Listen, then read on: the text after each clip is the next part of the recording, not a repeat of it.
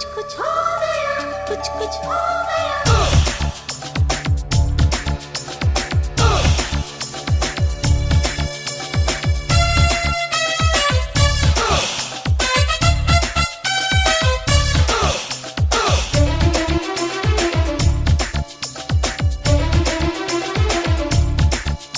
ಬರಿವೋಳು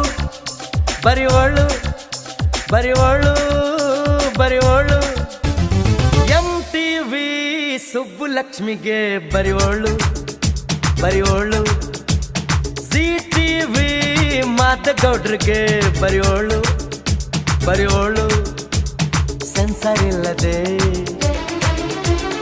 ಎಲ್ಲ ತೋರಿಸೋ V channel ತರ ಕೆಲಸ ಮಾಡುವಾಳು ನಾಳು MTV